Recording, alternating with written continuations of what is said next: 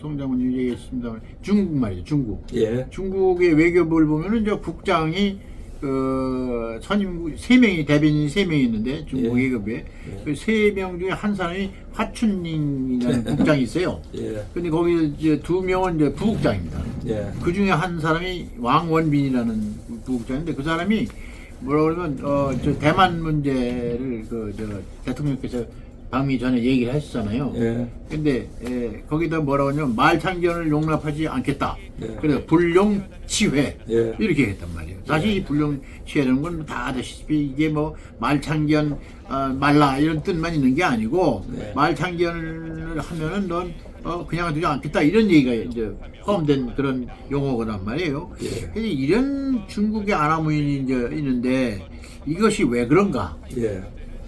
그러니까 이제 중국이 외교라고 생각하는 그 외교는 네. 우리 자유민주주의가 생각하는 외교하고 다른 게 하나 있어요. 네. 이게 뭐냐 하면 외교는 이제 원론에서는 그런 이야기도 하기는 합니다. 때로는 총을 안 든 전투다. 이래가지고 지난번 제가 인도에 그 무슨 국제회의에 갔는데 네. 거기에 이제 세계 각국인들이 왔는데 중국 무관이 하나 왔어요. 예. 왔는데 거기서 대만인들을 다 이렇게 대우를 하고 네. 이렇게 좀 하고 하니까 이 친구가 술을 한 잔 먹고 노골적으로 땡깡을 부리더라고요.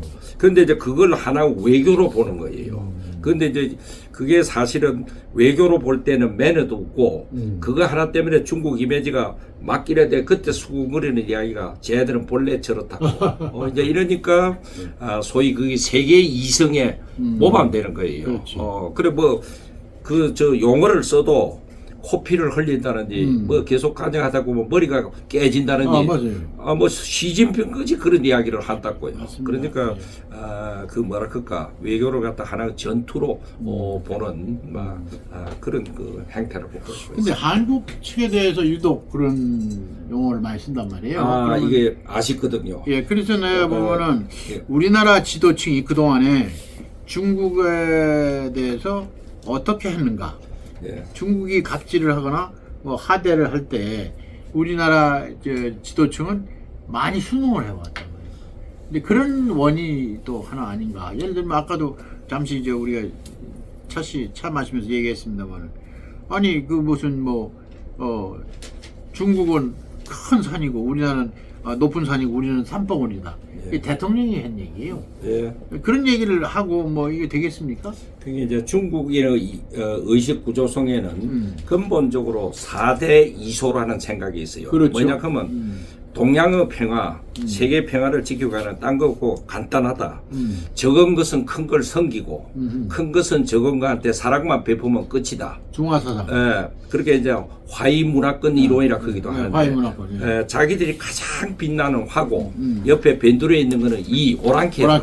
그러니까 이는 오랑캐는 화를 섬기면 되는 거예요. 예. 근데 이걸 제일 잘하는 것이 북한이라는 거예요. 맞아요. 그러니까 이제 한반도에서도 그걸 곱신곱신 잘하는 북한이 평화 액트고 그 다음에 이제 가끔 말 안 듣는 이 미국이나 불러들여 가지고 이렇게 말 안 듣는 한국은 이거는 비평화 분자라고 보는 거예요. 그런데 이제 문재인 정부 때에는 어쨌든 중국한테는 저항을 안 했지요. 뭐 혼자서 밥 먹으라 그러면 먹고 또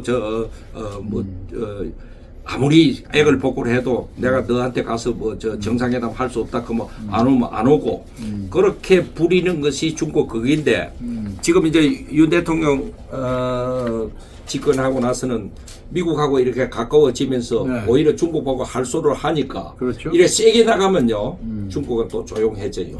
지금 솔직히 문재인 대통령 다루는 때하고 지금하고는 이렇게 보면은 윤석열 대통령한테는 함부로 제가 볼 때는 못하는 것 같아요. 그렇죠. 막 그런 중국이 이에 막 4대 2소 이제 이런 큰 거는 작은 것은 큰 걸 무조건 섬겨야 된다 하는 이런 데서 그런 오만함이 나온다고 볼 수 있습니다. 하여튼 뭐 저희들이 언론인으로서 생각을 해보면은 우리 이번에 우리 윤석열 대통령의 방미 성과는 예. 상당히 높았다. 예. 어느 때보다도 높았다. 그리고 앞으로 한국의 안보 면에서는 확실해졌다. 예. 이런 생각이 들고 있습니다. 다만 이제 아쉬운 점도 있어요. 예. 이런 건 아닙니다. 그래서 이제 뭐 또 앞으로 풀어야 될 문제도 만만치 않고. 근데 제 생각은 그래요.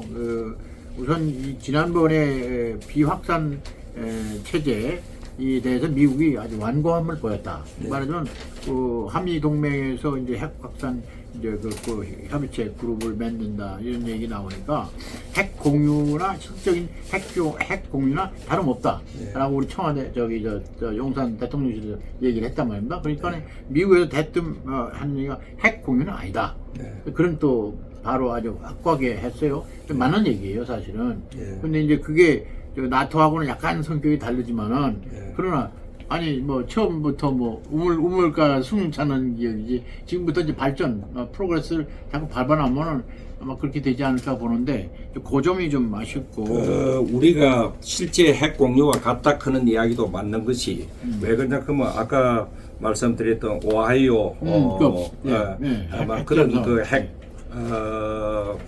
잠수함 같은 게 와서 이제 이렇게 동해 바다나 왔다 갔다 하면은 방금 말씀을 드린 280여 개나 되는 핵탄두를 갖고 왔다 갔다 하면 핵 공유와 같은 거예요. 그게 그런 면에서는 핵 공유와 같은 거고 핵을 갖다가 아니다 하는 것은 그 커비 같은 게 그렇게 이야기한 것은 전술 핵무기를 한국 땅에 올려놓고 실제로 그 무기를 땅에 이래 배치하는 것이 아니다 하는 것이에요. 그렇죠, 그 얘기예요. 그러니까 아까 말씀대로 만약에 정권이 바뀌어서 북한 정권 생기면 안 되잖아요. 그러니까 그래서 이렇게 보면 돼요. 밖에 강도가 왔다 갔다 하는데 칼을 갖다 꼭 집안에 이래 갖다 놓고 지켜야 되는 게 아니고 칼 가진 사람이 왔다 갔다 집 근처에 있으면 언제든가 필요하면 던져주고 뭐 이렇게 하는 그거 조금 틀린 겁니다. 그 차이인 것 같습니다.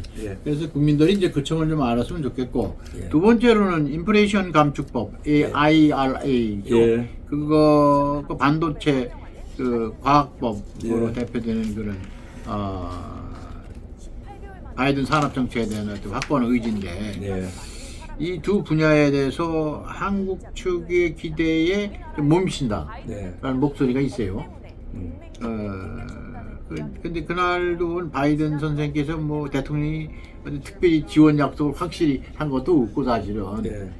그런데 그 부분에 대해서 좀 어떻게. 근데 저는 뭐 그렇게 안 보고 아무것도 없다 그런 게 사실은 많은 지금 앞으로 이익을 본 것이 나타날 수 있다 이렇게 봐요. 아까 제가 잠시 말씀드린 요번에 이제 정상회담을 통해 갖고 50건의 MOU가 체결됐거든요. 거기에 보면 우리 의료기관이 굉장히 발달이 된 모양이에요. 그렇죠. 의료기관과 관련한 것이 23건. 네, 그렇습니다. 그다음에 배터리 그다음 이게 반도체, 로봇. 자동차 이 산업 분야가 13건. 그다음에 탄소 중립 개발된 이 에너지 분야가 13건. 그다음에 이제 인력 양성하는 컨텐츠로서 한 건. 이래 갖고 이게 50건인데요. 이게 앞으로 진행이 되면은 솔직히 그 액수가 어느 정도인지 얼마나 그럴지 벌써 눈치 빠른 사람들은 워싱턴, 뉴욕 근처 가서 이거 지금 하나라도 더 이렇게 투자를 유치하려고 지금 노력을 하고 있거든요. 이렇게 볼 때에 공연 시비로 걸라고 하는 거지. 그리고 여기 아까 어떤 부분 그 일에는 우선순위들이 있으니까 서로 결속을 하고 진행이 되면은 뭐 저는 차근차근 많은 일들이 좋은 일들이 있으리라고 봅니다. 저도 그렇게 봐요. 근데 이제 하여튼 뭐 초장에 우리가 배부를 수 없으니까 그 부분도 확실히 천천히 우리가 진척해 나오면 되지 않을까 이렇게 봅니다. 또 이제 또 다음 보면은 한미 이제 아까도 말씀드렸습니다. NCG와 나토 NPG 이 핵무기 사용 최종 권한은 미국 대통령이 있잖아요. 두 군데 다. NPG라고 그래서 나토에 있는 NPG라고 그래서 그게 뭐 핵 최종 권한이 어떤 블란드 대통령한테 있는 것도 아니고 네. 미국 대통령이 있는데 실제 운영 과정에서 약간 이제 차이는 있죠. 네. 그 차이점이 이제 뭔지 그걸 좀 MPG는 네. 그 나토식 소위 핵 공유다 그런 거는 지금 한 100기 정도를 5개국에 이렇게 갖다 놓고 그렇죠. 있는 거예요. 네, 그렇습니다. 독일, 그다음에 이태리, 네. 그다음에 터키 뭐 이런 식으로 네. 갖다 놓고 네. 핵은 그게 비치해 놓은 게 맞아요. 그리고 이제 일이 일어나면 각국의 조종사들이 그 핵을 던진다. 투하하는 것도 그쪽에 하는데 네. 종합적인 관리, 네. 그 관리하는 키는 네. 미국이 갖고 있는 거예요. 네, 그렇죠. 결국 미국 대통령이 명령하지 않으면 그 갖다 놔봤자 쓸 수가 없어요. 예. 강제로 이렇게 할 수도 없는 거고. 네. 이제 그런 거고 네. 우리 이게 저 소위 MPG는 네. NCG는 네.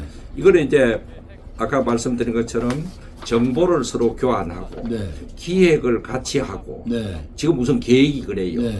그다음에 연습을 같이 하고 실제 실전을 같이 하고 네. 이렇게 돼 있는 거라고요. 예, 이게 알차게 계획이 짜지고 합참에서 그 MCM이라고 네.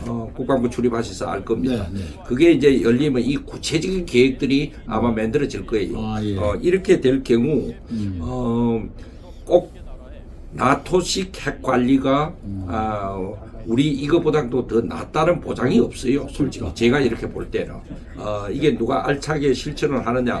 지금 여러 가지 이 신뢰와 바이든 정부와 윤석열 정부로 보면은 우리끼리 조금이라도 여기에 못하다 그런 건 없고 단 제일 걱정스러운 거는 이게 만약에 정부가 바뀌면 친북 좌파성 정부가 들어오면 이런 게 전부 허사가 될 수가 있어요. 그렇죠. 그게 제일 걱정스러운 거지. 그렇지 않을 경우에는 뭐 이게 우리가 전술핵을 갖다 놓지 않아 가지고 정말 뭐 나토식보다도 못하다 이렇게 이야기하기는 좀 어려울 것 같습니다. 예. 하여튼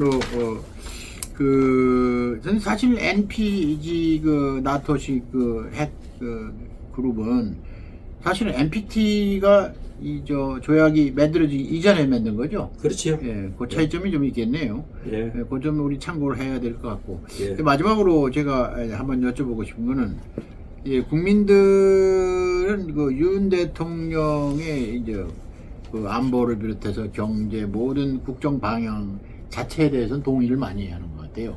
이번에 보니까 좀 하락하던 이제 지지율도 네. 방미 이후에 많이 또 올라가고 있는 거 보면은, 그런데 아직도 이제 그런 국정 자세는 동의하지만은 그 방식이나 태도 이런 데에 대해서는 좀 문제점을 느끼는 것 같아요. 예. 그래서 그런 그 문제점은 어디서 느끼느냐?